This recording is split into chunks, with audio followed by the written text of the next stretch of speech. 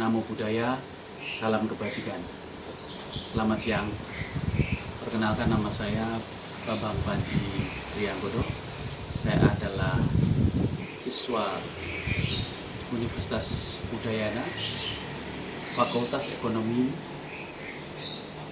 dan Bisnis, Magister Manajemen Angkatan ke-43. Untuk video kali ini saya akan menerangkan tentang apa itu kompensasi tidak langsung, yang merupakan lanjutan dari kompensasi langsung yang sebelumnya sudah pernah kita buat sebelumnya. Sebelumnya, kepada saudara-saudara saya yang berumat muslim, saya ucapkan selamat melaksanakan ibadah puasa. Semoga dengan ibadah puasa akan semakin mendekatkan diri kepada Allah Subhanahu wa Ta'ala dan meningkatkan toleransi antar umat beragama, khususnya yang berada di Bali, sehingga tercipta kedamaian di seluruh wilayah Bali yang kita cintai ini, dan juga di seluruh sivitas akademika di kampus Universitas Udayana. Baik, sebelumnya yang kami hormati dosen dan juga dekan MM Ekonomi UNUD yang terhormat Bapak Agus Ganesha Rahyuda, SEMM MPD. Beliau seorang dosen ekonomi di Magister Manajemen sekaligus sebagai dekan muda di Universitas Udayana. Baik rekan-rekan, untuk kali ini saya akan membawakan tentang materi kompensasi tidak langsung yang kami mengambil dari buku Human Resource, merupakan karangan dari Erwin Mondi dan Joseph J. Martosio. Apabila yang lalu saya telah menjelaskan apa itu kompensasi langsung, untuk kali ini saya akan menjelaskan apa itu kompensasi tidak langsung, di mana hal ini adalah sangat penting, sehingga saya sebagai seorang siswa Universitas Udayana akan menjelaskan atau memaparkan tentang kompensasi tidak langsung yang merupakan ilmu-ilmu yang telah diberikan oleh Bapak Agus Ganesha Rahyuda, SEMM MPD. Sebelumnya kita akan mempelajari dulu apa itu kompensasi tidak langsung dan apa itu kompensasi langsung dan apa itu kompensasi tidak langsung. Di situ ada perbedaan-perbedaannya, kemudian pentingnya adanya kompensasi, bentuk-bentuk kompensasi, dan juga contoh-contohnya yang kemudian akan kami buat kesimpulan dari pentingnya adanya kompensasi tidak langsung.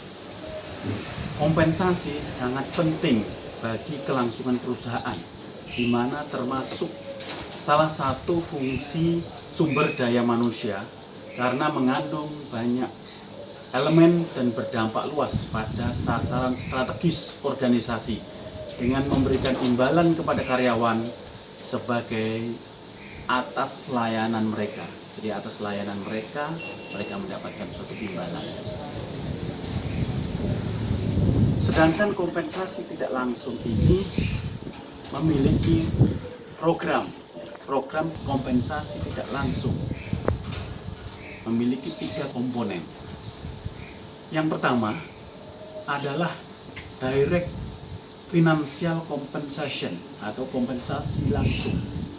Maksudnya adalah bahwa membayar karyawan dengan imbalan upah yang berupa uang, gaji, bonus, dan juga komisi. Saya ulangi lagi bahwa yang pertama adalah direct financial compensation atau kompensasi langsung, yang merupakan pembayaran atau membayar kepada karyawan dengan imbalan uang yang berupa upah, gaji, bonus, dan komisi. Yang kedua adalah indirect financial compensation. Indirect financial compensation merupakan imbalan non moneter atau manfaat tambahan sebagai contoh dari indirect financial compensation adalah cuti sakit, liburan, asuransi kesehatan dan sebagainya. Kemudian yang ketiga adalah non-financial compensation, yaitu kepuasan yang diterima dari karyawan dari pekerjaannya sendiri. Jadi adanya kepuasan dari karyawan tersebut dari pekerjaannya sendiri. Nah, hal ini misalkan adalah karyawan yang memenuhi lingkungan di mana kerja mereka. Jadi mereka bekerja dan mereka mendapatkan kepuasan. Nah, ini adalah 3 komponen kompensasi. Kemudian kompensasi ini mempunyai sesuatu yang berarti bagi karyawan atau bagi para pekerja tersebut. Adapun pentingnya kompensasi adalah yang pertama, pentingnya kompensasi adalah untuk menarik kandidat berkualitas tinggi selama proses perekrutan. Jadi suatu perusahaan pasti akan mengalami suatu perekrutan karyawan dan pegawai dan sebagainya. Jadi penting sekali dengan adanya kompensasi ini. Saya ulangi, pertama adalah untuk menarik kandidat berkualitas tinggi selama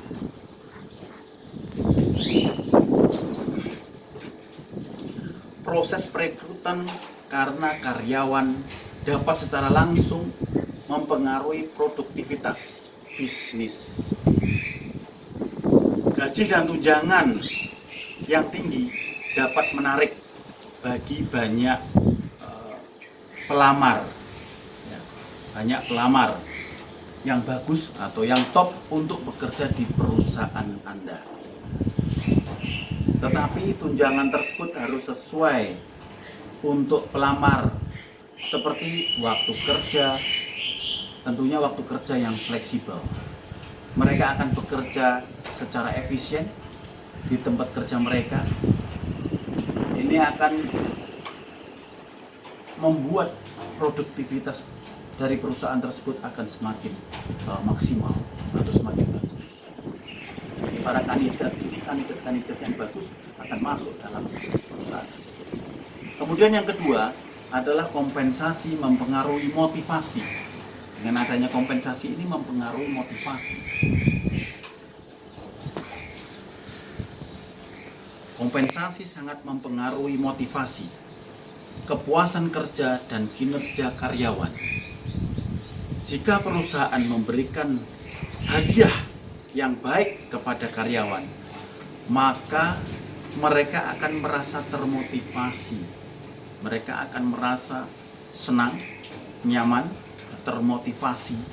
Mereka akan merasa termotivasi untuk membuat perusahaan yang dia kerja menjadi lebih bagus.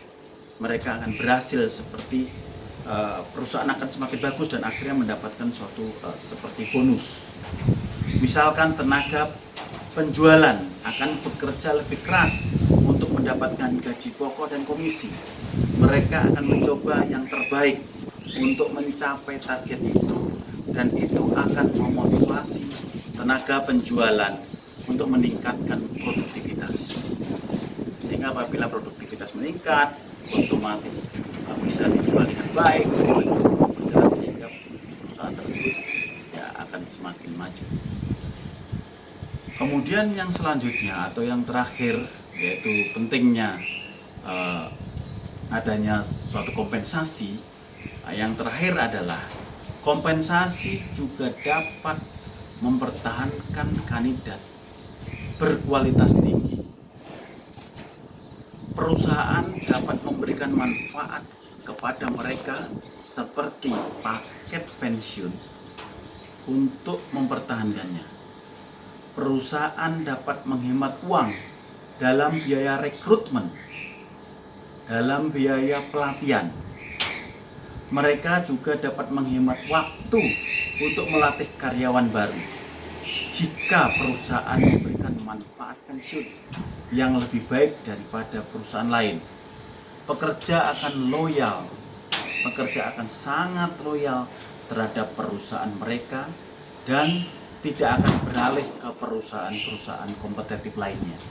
Misalkan ada suatu perusahaan kompetitif yang datang atau terjadi koneksi dan sebagainya, mereka berusaha merekrut misalkan manajer yang bagus, manajer tersebut tidak akan mau ya, karena dari mereka bekerja, karyawan di mana bekerja dari satu perusahaan, karena mereka akan mendapat kompensasi yang bagus dan yang tepat, sehingga mereka akan, para pekerja atau karyawan akan lebih loyal terhadap perusahaan tersebut.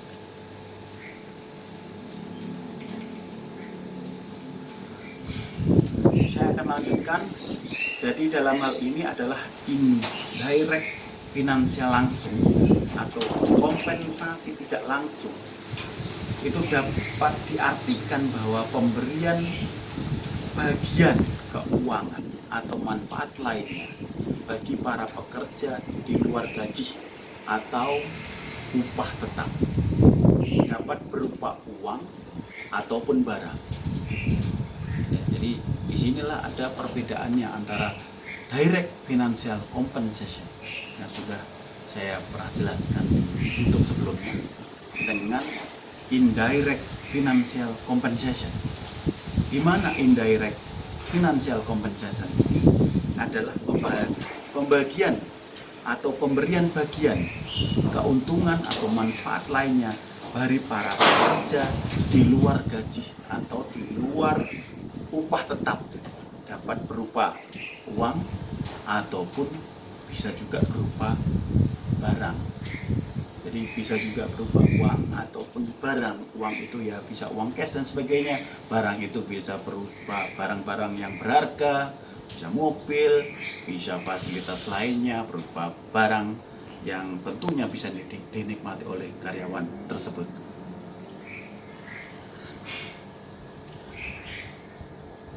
Finansial kompensasi tidak langsung atau indirect financial kompensasi, misalkan kita sekarang ini umat muslim sedang melaksanakan hari raya, sedang melaksanakan puasa, dia mendapat indirect financial kompensasi berupa THR, tunjangan hari raya bagi umat muslim, bisa juga bagi umat Hindu, tunjangan hari raya Galungan, tunjangan hari raya Kuningan, tunjangan hari raya Natal, tunjangan hari raya Natal, tunjangan hari raya umat Buddha dan juga umat-umat yang lain. Itu merupakan indirect financial compensation. Dengan kata lain, kompensasi tidak langsung adalah program pemberian penghargaan atau ganjaran dengan variasi yang luas sebagai bagian keuntungan organisasi. Di samping contoh di atas, dalam variasi yang luas itu dapat pula berupa pemberian jaminan kesehatan. Pemberian jaminan kesehatan ini sangat penting sekali.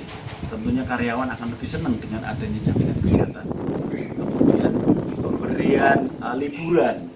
Liburan ini juga sangat penting sekali. Karena apabila karyawan terus bekerja selama sekian jam, selama 8 jam dalam sehari, mereka terus monoton, mereka akan bosan. Nah, dengan adanya liburan, mereka akan lebih fresh tentunya dalam mengerjakan tugas-tugas kedepannya, bisa lebih bagus lagi, lebih bisa nyaman, lebih bisa konsen, dan tentunya pekerjaan yang dijalankan dengan konsen dan nyaman, outputnya pasti akan menghasilkan lebih bagus dan produktivitas akan lebih bagus, dan tentunya pada akhirnya perusahaan akan lebih maju. Di samping jaminan kesehatan, jaminan liburan, ada juga jaminan cuti. Jaminan cuti selama bekerja sekian tahun, dalam 1 tahun diprogramkan ada cuti, lazimnya cuti selama 12 hari. Mungkin bisa dibuat cuti sesuai dengan program dari perusahaan, mungkin bisa di akhir tahun atau di pertengah tahun atau di mana bisa juga dibuat, sehingga adanya jaminan cuti ini para karyawan akan semakin semangat bekerja dan semakin konsentrasi setelah beliaunya bekerja, setelah beliau melaksanakan cuti, selesai cuti tentunya akan lebih fresh dan lebih nyaman untuk melanjutkan pekerjaannya.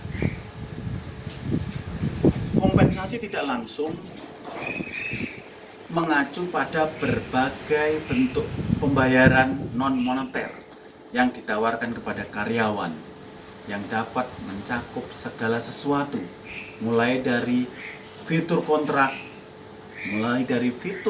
umum hingga manfaat yang bermanfaat dan juga menarik. Tentunya karyawan sangat senang dengan hal ini.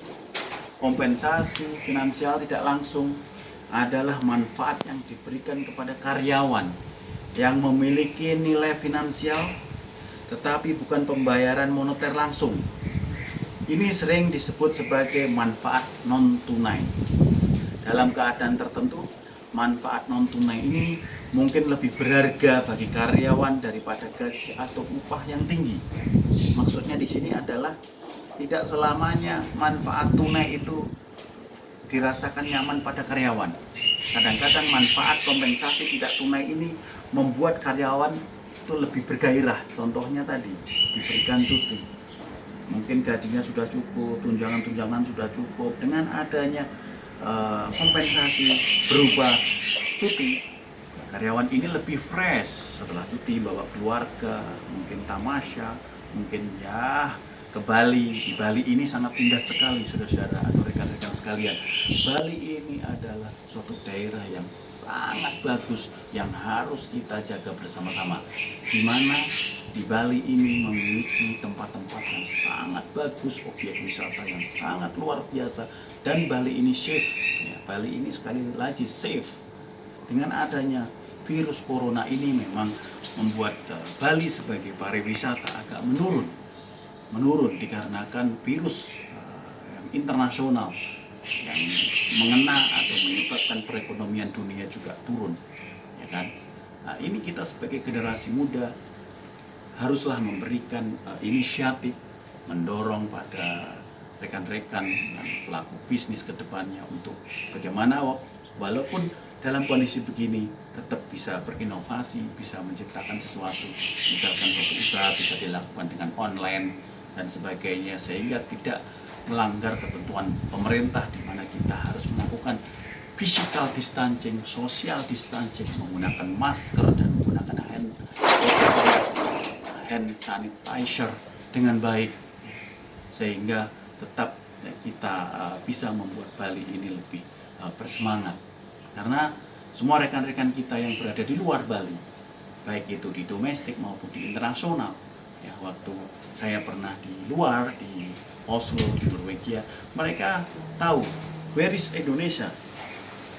Sometimes bingung about Indonesia, but tanya Bali, where you from Bali. Bali is my second home. Jadi Bali sangat populer. Oleh karena itu sebagai generasi kita harus jaga Bali ini semakin bagus. Melalui kuliah ini kita sama-sama menjaga hubungan yang baik mahasiswa, sama dosen, sama para guru pembimbing, dosen pembimbing, bersama sisivitas akademika semuanya, sehingga bisa membawa Bali ini untuk lebih maju dan lebih bersemangat, lebih safe. Saya lanjutkan ke topik, yaitu kompensasi tidak langsung. Jadi sekali lagi bahwa kompensasi tidak langsung ini adalah manfaat yang diberikan kepada karyawan yang memiliki nilai finansial yang bukan pembayaran moneter langsung. Ini sering disebut sebagai manfaat non-tunai. Dalam keadaan tertentu, manfaat non-tunai ini mungkin lebih berharga bagi karyawan daripada gaji ataupun upah yang tinggi, karena adanya kompensasi berupa non-tunai ini membuat kesejahteraan juga kenyamanan dalam bekerja. Kemudian selanjutnya di sini ada bentuk indirect financial kompensasi atau bentuk dari kompensasi tidak langsung. Bentuk-bentuk dari kompensasi tidak langsung saya buatnya terdiri dari 5 bagian, yaitu yang pertama adalah perlindungan asuransi kesehatan. Mungkin rekan-rekan sudah tahu semua apa itu asuransi. Asuransi saya rasa sudah sangat internasional, sudah sangat seluruh mahasiswa, seluruh masyarakat, seluruh anak, bahkan anak-anak kecil tahu apa itu asuransi. Di sini dalam bentuk finansial tidak langsung, perlindungan asuransi kesehatan. Perlindungan asuransi kesehatan ini merupakan keuntungan yang diidamkan seluruh karyawan, di mana asuransi kesehatan yang disponsori oleh pemberi kerja dapat menjadi satu-satunya cara bagi karyawan dengan jaminan untuk membayar asuransi kesehatan. Adapun yang didapatkan pada asuransi kesehatan pada umumnya yaitu cakupan sakit. Apabila karyawan sakit, dia mendapat cakupan sakit, asuransi cacat ringan, asuransi cacat permanen, dan asuransi jiwa dapat memberikan rasa aman kepada karyawan di mana mereka bekerja.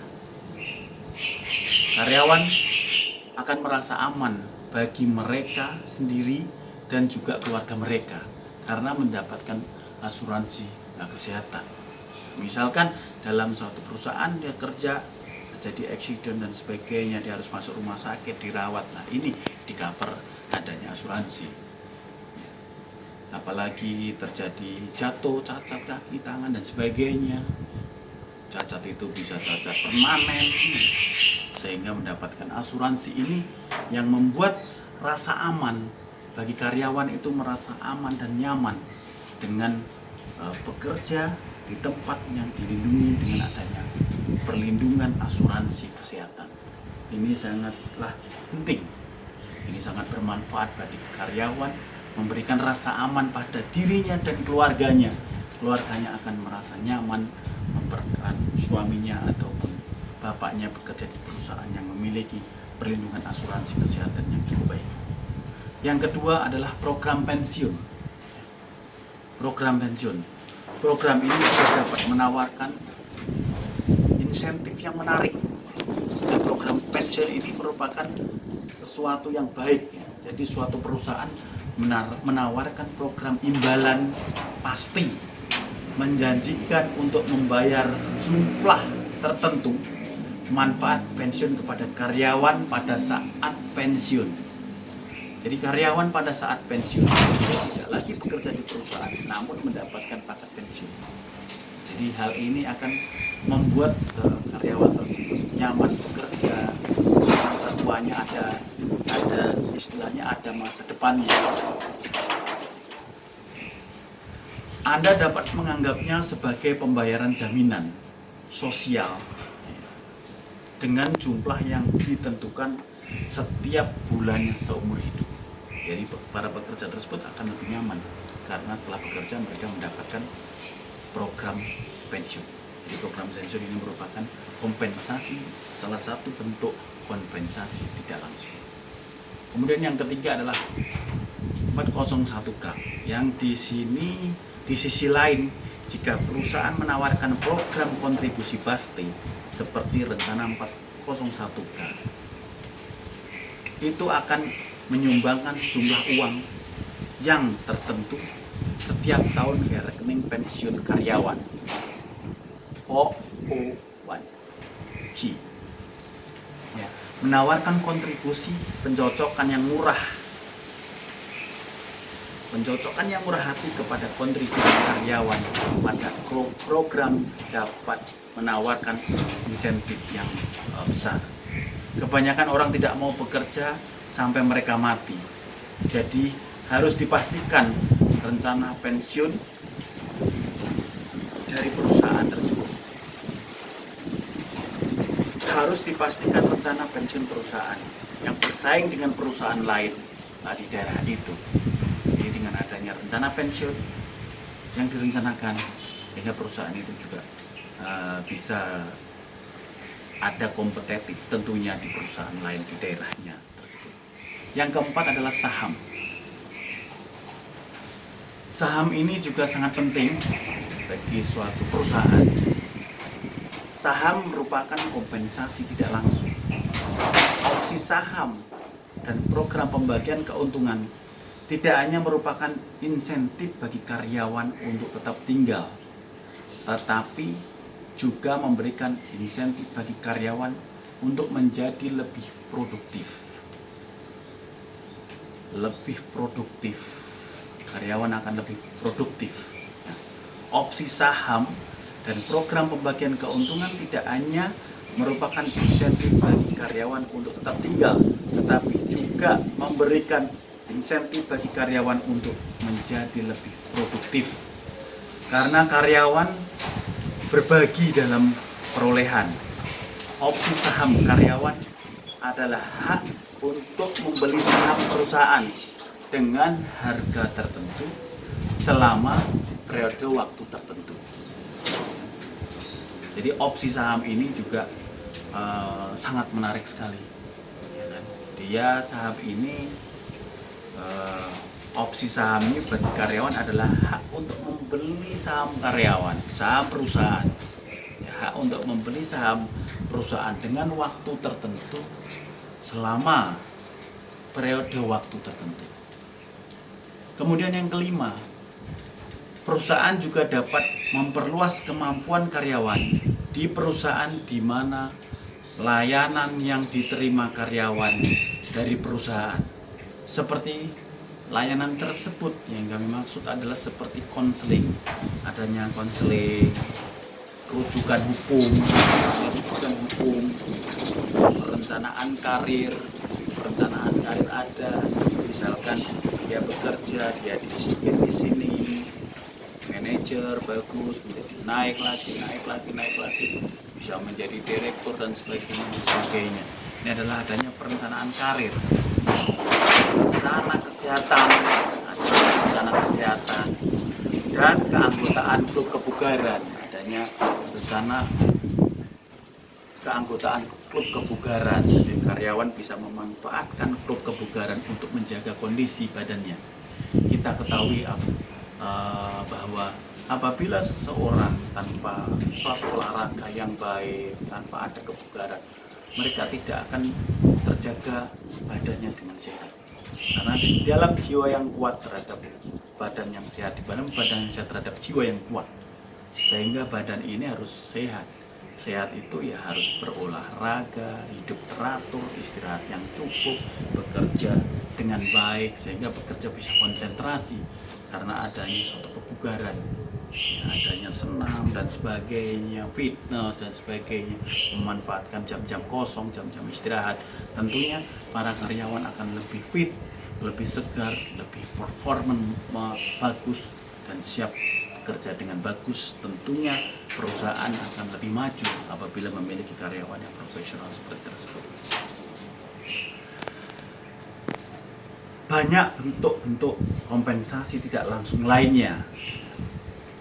Misalkan tadi pensiun, adanya fasilitas mobil perusahaan, adanya fasilitas ponsel, handphone untuk komunikasi dan lain-lain. Mobil perusahaan, keputusan sangat penting tentunya untuk menunjang kinerja dari karyawan. Diberikan kepada karyawan dengan maksud untuk membangun loyalitas. Jadi ini sangat penting sekali, loyalitas ini harus dibangun sehingga perusahaan itu akan maju, akan solid dan akan memperoleh hasil yang maksimal atau menuju kejayaan apabila selalu dibangun loyalitas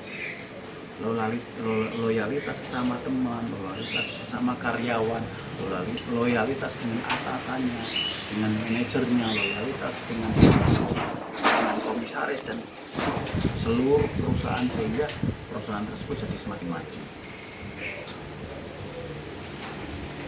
Ya, dengan diberikan kepada karyawan kompensasi tidak langsung tersebut dengan maksud untuk membangun loyalitas, mendorong produktivitas dan meningkatkan tingkat retensi. Dengan adanya kompensasi tidak langsung ini dengan maksud untuk membangun loyalitas karyawan.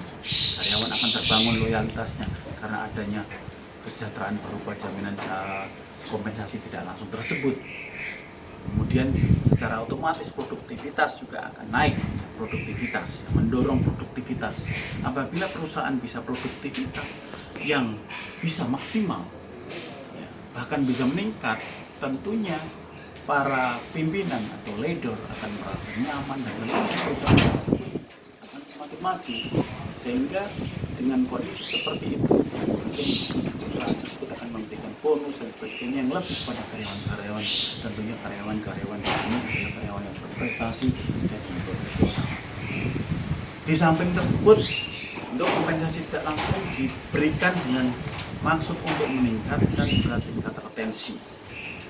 Itu sangat penting sekali. Bisa membangun loyalitas, bisa meningkatkan produktivitas, dan juga bisa untuk meningkatkan tingkat retensi. Hal seperti ini harus diperhatikan oleh satu perusahaan sehingga perusahaan-perusahaan itu akan semakin maju. Hal-hal seperti asuransi kesehatan, asuransi perawatan anak. Di sisi lain ada tunjangan yang diwajibkan oleh hukum. Tunjangan yang diwajibkan oleh hukum untuk ditawarkan kepada semua karyawan dalam suatu kategori jika mereka menawarkan kepada siapa-siapa saja. Artinya ada tunjangannya. Dari beberapa kompensasi tadi, saya akan mengupas berbagai contoh-contohnya, sehingga kita akan lebih memahami bagaimana itu kompensasi tidak langsung. Nah, yang pertama adalah tentang cuti. Cuti, saya rasa seluruh rekan-rekan semuanya mengerti apa itu cuti. Cuti diberikan untuk waktu tidak bekerja. Diberikan waktu tertentu untuk tidak bekerja. Kompensasi ini merupakan periode cuti tahunan, bisa cuti hamil. Cuti hamil tentunya bagi karyawan yang perempuan.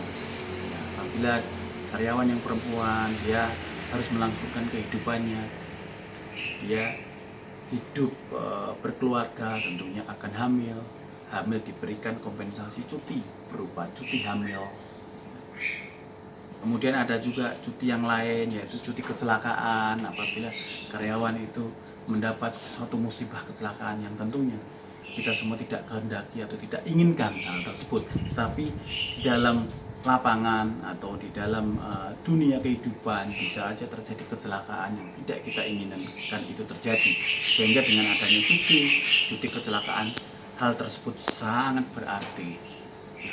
Karena karyawan tersebut tidak bisa bekerja karena sakit, ya dia harus dirawat karena suatu kecelakaan, mungkin tabrakan atau apa, sehingga dia masuk rumah sakit dan sebagainya. Terhadap hal tersebut diberikan cuti. Ada lagi juga cuti adanya berita duka dari pihak keluarga, memberikan berita kepada karyawan dan diizin karyawan tersebut akan menyampaikan berita tersebut kepada atasannya, kepada manajemen, dan sebagainya, berjenjang dan diberikan cuti. Cuti dikarenakan anggota keluarga meninggal. Ini juga sangat penting, apalagi kita di Bali. Di Bali ada AKP, ada meninggal, harus kita itu menyambung raya, sehingga adanya cuti yang meninggal ini sangat mempengaruhi terhadap jalannya perusahaan, karena karyawan tersebut rasa nyaman. Di samping kita bekerja dari suatu perusahaan, tentunya perusahaan tersebut harus memperhatikan sosial budaya yang ada. Kita berada di Bali, kita harus perhatikan kehidupan sosial budaya di Bali.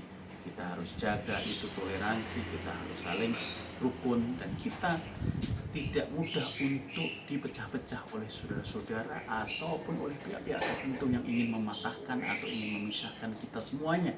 Karena kita ini harus bersatu. Dengan bersatu kita kuat. Dengan persatuan kita akan bisa membangun. Kemudian yang berikutnya yaitu tentang tunjangan. Apa itu tunjangan?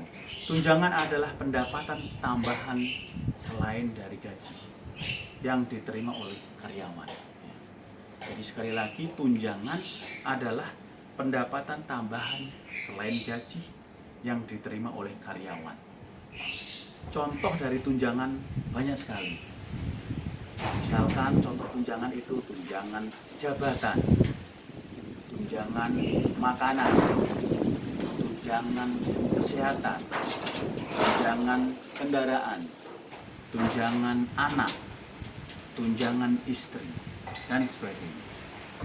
Tunjangan ini diberikan oleh perusahaan yang merupakan tambahan selain gaji yang diterima oleh karyawan tersebut. Sehingga otomatis karyawan akan semangat dengan adanya tunjangan tersebut. Misalkan seseorang menjabat sebagai manajer, dengan adanya tunjangan jabatan sebagai manajer itu misalkan dapat tambahan 15 juta rupiah, keluarga dapat secara otomatis karyawan tersebut akan semakin bekerja dengan sebaik-baiknya, karena dengan nilai yang itu tinggi diberikan, pekerja tersebut akan merasa loyalitas yang tinggi dan akan berbuat semaksimal mungkin untuk bekerja dan untuk memajukan perusahaan tersebut. Begitu pula apabila sakit mendapatkan tunjangan kesehatan, itu yang sangat baik. Tunjangan mobil operasional, ya misalkan dari tempat karyawan bekerja sampai dengan rumahnya itu mungkin 5 kilo atau 10 kilo, atau misalkan di Bali, ya, di Bali misalkan perusahaannya berada di Badung sementara dia tinggal di Tabanan atau Gianyar atau Klungkung. Dengan adanya jaminan mobil operasional, mereka akan nyaman. Dengan tunjangan mobil, mereka akan berangkat pakai mobil sehingga terfasilitasi dan bisa melaksanakan tugas-tugasnya dengan baik. Karena dengan adanya tunjangan ini memudahkan untuk melakukan mobilisasi, tentunya mudah untuk semakin bekerja bisa tepat waktu, pulang bisa tepat waktu, bisa mengatur, bisa terprogram, terplanning dengan baik. Kemudian yang berikutnya adalah tentang asuransi. Tentang asuransi. Asuransi diberikan perusahaan untuk menjamin kesejahteraan karyawan. Asuransi ini diberikan oleh perusahaan untuk menjamin kesejahteraan daripada karyawan. Setidaknya ada 2 asuransi yang wajib diberikan di negara kita ini, di NKRI ini. 2 asuransi yang wajib diberikan yaitu asuransi kesehatan atau sering disebut dengan BPJS Kesehatan. BPJS Kesehatan ini sangat penting sekali. Yang kedua adalah asuransi tenaga kerja atau yang disebut dengan BPJS Ketenagakerjaan. Jadi asuransi ini sangat penting sekali. Dan asuransi diberikan oleh perusahaan untuk kesejahteraan karyawannya. Asuransi ini sangat-sangat penting. Asuransi kesehatan, BPJS Kesehatan, apabila karyawan tersebut sakit tentunya akan masuk di rumah sakit.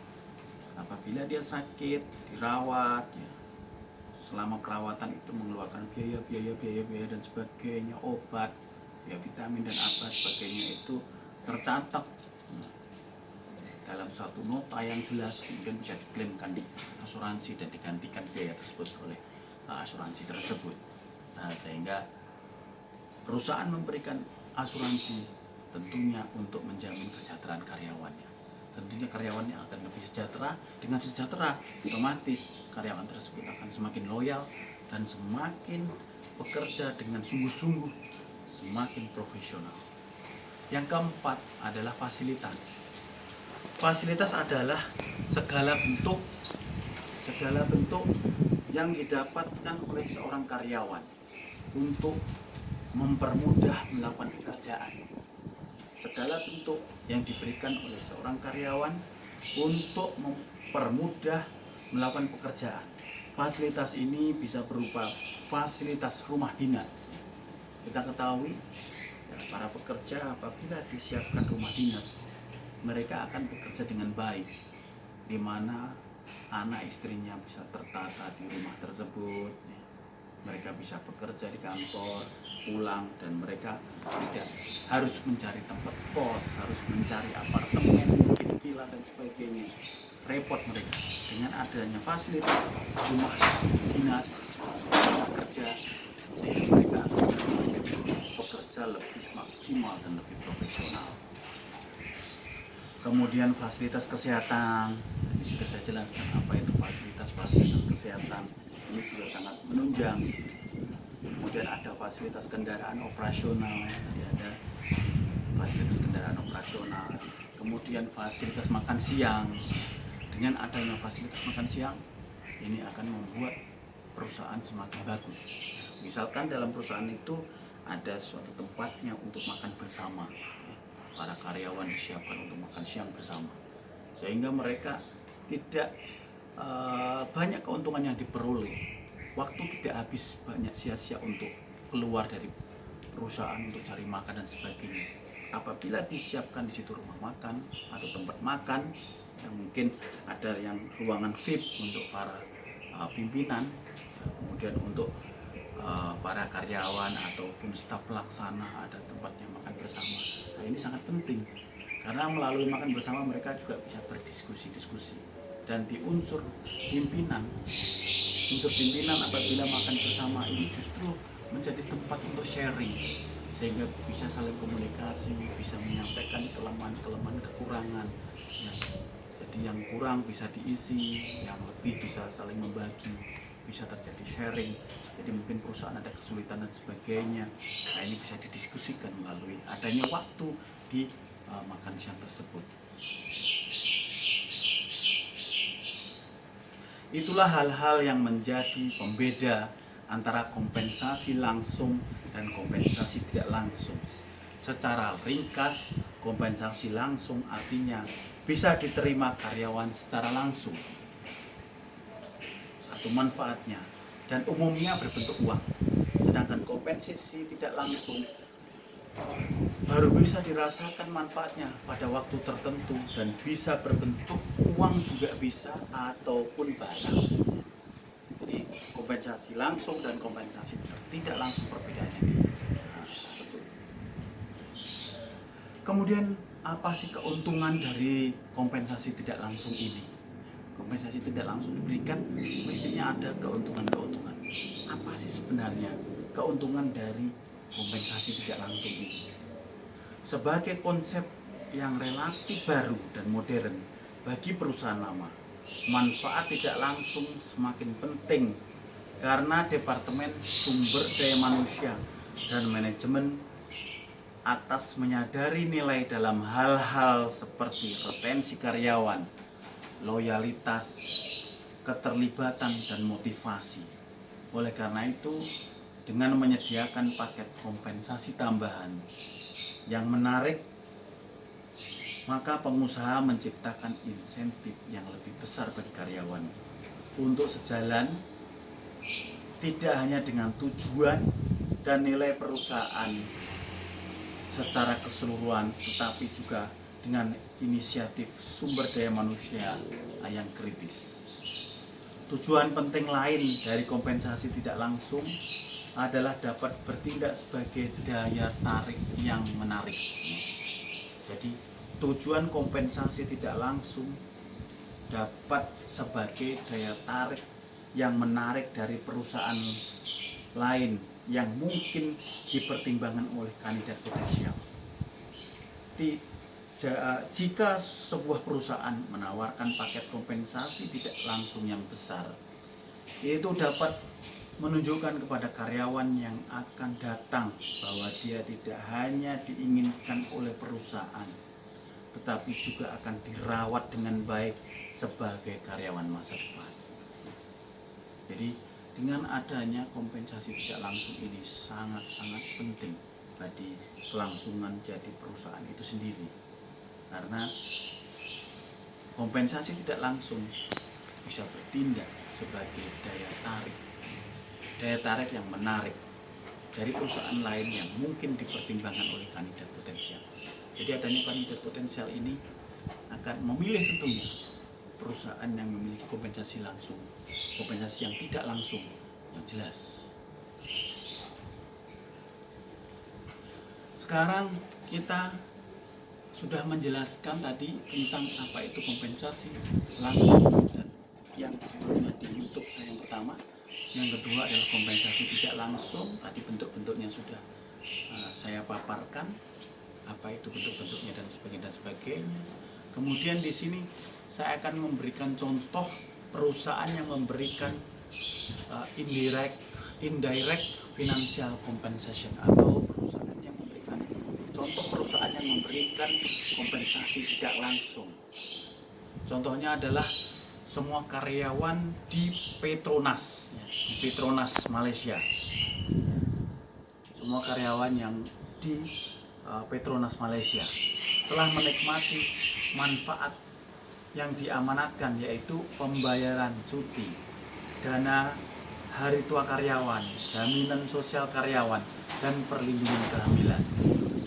Tunjangan-tunjangan ini secara hukum disyaratkan oleh Undang-Undang Ketenagakerjaan tahun 1955 dan Undang-Undang Perburuhan Sabah dan Sarawak. Di Malaysia, mereka semua karyawan yang bekerja di Petronas, mereka menikmati kompensasi tidak langsung yang diamanatkan, yaitu adanya pembayaran cuti, adanya dana hari tua karyawan, adanya jaminan sosial karyawan, dan adanya perlindungan terhadap karyawan-karyawan perempuan, yaitu mendapatkan perlindungan kehamilan. Karyawan secara perempuan secara biologi, secara kehidupan mereka akan hamil dan sebagainya. Disinilah mereka mendapatkan perlindungan kehamilan. Petronas telah memberikan beasiswa juga kepada sarjana dalam mengembangkan dan memelihara bakat dan keterampilan yang akan mereka butuhkan sebagai karyawan Petronas. Petronas telah memberikan beasiswa kepada sarjana dalam mengembangkan dan memelihara bakat dan keterampilan yang akan mereka butuhkan sebagai karyawan Petronas melalui unit sponsorship, melalui unit sponsorship pendidikannya. Petronas mengembangkan tenaga kerja untuk menjamin bakat sukses di tahun 2012. Selain itu, Petronas juga memiliki program beasiswa yang diberi nama Program Pengembangan Kepemimpinan Cendekiawan atau SLDP.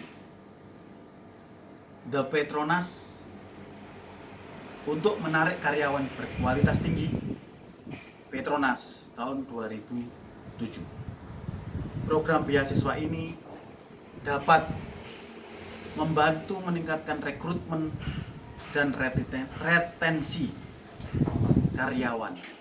Selain itu, Petronas juga telah mendirikan Universitas Teknologi Petronas yang menyiapkan tempat bagi karyawan untuk melakukan penelitian dan pengembangan yang mendukung bisnisnya, tentang universitas tahun 2013. Selain itu, Petronas adalah salah satu sponsor utama tim Formula 1 BMW Sauber dan tim Mercedes Grand Prix yang baru dibentuk. Mercedes Grand Prix Petronas telah menunjuk Daniel Fitness Group atau DFG sebagai mitranya untuk program kebugaran. Petronas juga menunjuk Daniel sebagai pelatih dan sebagai coach di Fitness Group sebagai mitra untuk program kebugaran, kesehatan dan kesejahteraan di tempat kerja. Dan mereka akan memberikan konsultasi penuh dari program tersebut kepada staf Petronas tahun 2011. Petronas menekankan pada kesehatan dan keselamatan karyawan dengan menawarkan paket tunjangan karyawan standar yang kompetitif dengan industri lain. Paket ini diberikan dalam bentuk cakupan perawatan kesehatan yang komprehensif sebagai jaminan bagi karyawan dan keluarga mereka. Misalnya adanya asuransi jiwa disediakan untuk melindungi keluarga karyawan. Dan dalam hal kematian, Mondi 2012, premi dibayarkan berdasarkan penghasilan tahunan karyawan. Oleh karena itu, tidak ada ketidakseimbangan psikologis di antara mereka.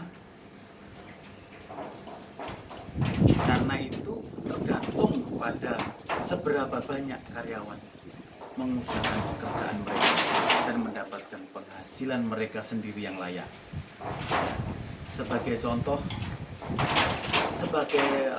di sini karyawan yang memperoleh 50.000 per tahun ringgit Malaysia, 50.000 ringgit Malaysia per tahun, mungkin memiliki 2 kali pendapatan tahunan mereka, sebesar 100.000 ringgit Malaysia, senilai cukup hidup untuk mereka, untuk Lombok.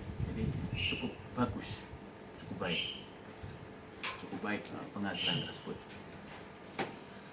Jadi dari kompensasi tidak langsung ini bisa kita gambarkan tadi sebagai contoh adalah Petronas.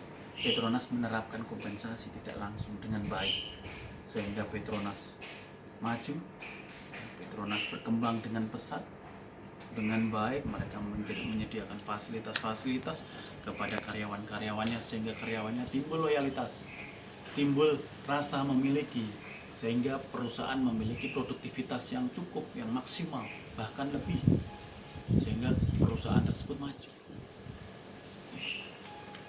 Petronas berada di Malaysia. Di Indonesia juga ada beberapa yang sudah maju.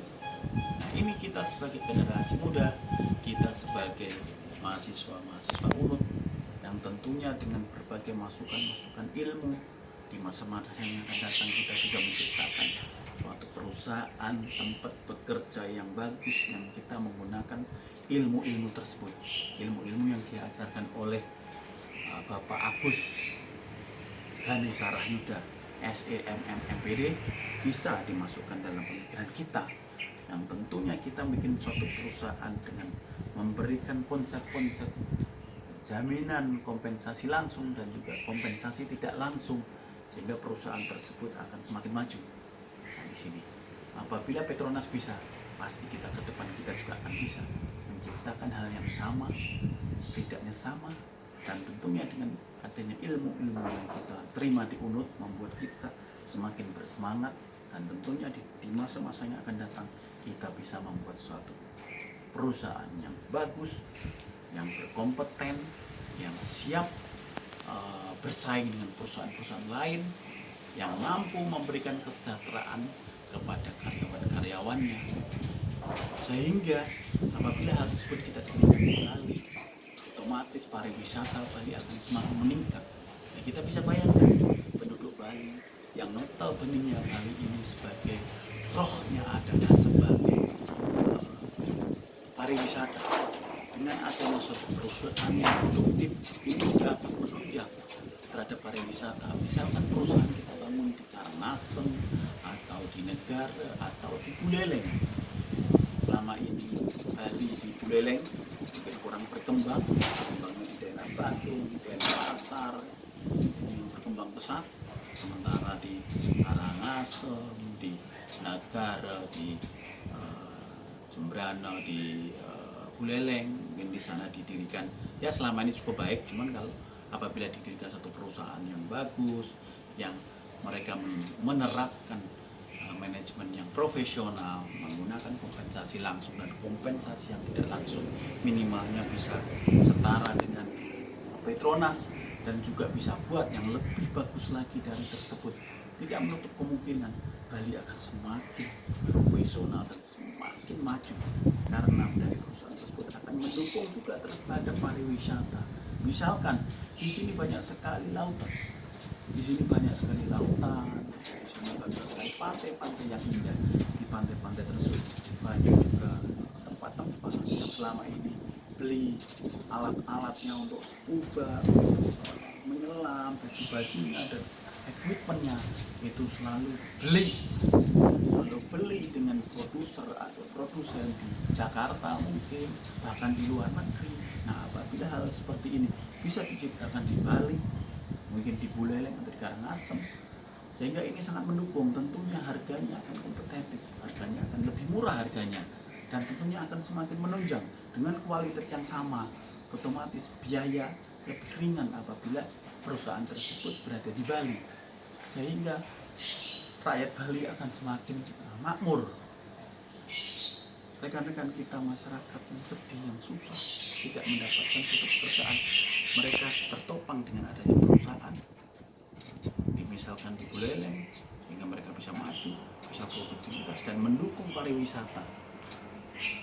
Konsep yang bagus dan menarik, sehingga pariwisata bisa berkembang, dan ini produk atau output yang bisa diberikan kepada pelaku-pelaku pariwisata dengan harga yang mahal, dengan harga yang jelas, dan mungkin bisa juga dilakukan dengan pembayaran yang lunak, sehingga membuat bagaimana memajukan Bali. Bali ini adalah daerah yang sangat bagus, daerah yang diidam-idamkan oleh seluruh masyarakat Indonesia dan masyarakat dunia. Mereka senang terhadap Bali, dan kita sebagai anak muda harus bisa membangun Bali ini supaya ke depan bisa lebih bagus. Bali harus aman, titik-titik rawan Bali, titik-titik lintasan, pintu-pintu masuk di Bali harus dijaga dengan ketat, sehingga terjadi keamanan yang mutlak. Karena apabila tidak aman, Bali juga akan jatuh. Sehingga keamanan itu mempunyai kedudukan yang sangat penting. Adanya keamanan yang bagus, sehingga Bali akan tumbuh sebagai roh wisata yang membesar. Titik-titik kerawanan, potensi-potensi kerawanan yang ada bisa terdeteksi dengan baik, sehingga aparat keamanan bisa menangkapnya, para penjahat dan juga pelaku-pelaku kejahatan, gangster dan sebagainya. Sekarang ini sudah tidak ada lagi ormas-ormas yang mengganggu masyarakat. Dari keterangan saya tadi bisa saya simpulkan kesimpulan bahwa kompensasi sangat penting bagi setiap perusahaan. Karyawan tidak mau bekerja hanya dengan uang tunai, tetapi mereka juga mengharapkan ekstra yang merupakan keuntungan. Jika Anda memilih orang yang tepat dan memberi mereka kesempatan untuk melebarkan sayap mereka dan memberikan kompensasi sebagai dukungan di belakangnya, Anda hampir tidak perlu mengelolanya. Oleh karena itu, kita perlu memberikan hadiah moneter dan non-moneter kepada karyawan untuk mempertahankannya. Karena karyawan adalah aset perusahaan.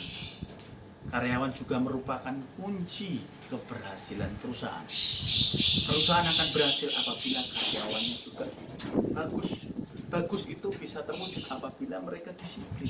Disiplin itu bisa terbentuk apabila timbul dari kesadaran. Kesadaran akan terbentuk apabila dia memiliki jiwa-jiwa yang bagus. Tentunya mempunyai religi yang bagus dan sebagainya. Semuanya keterkaitan.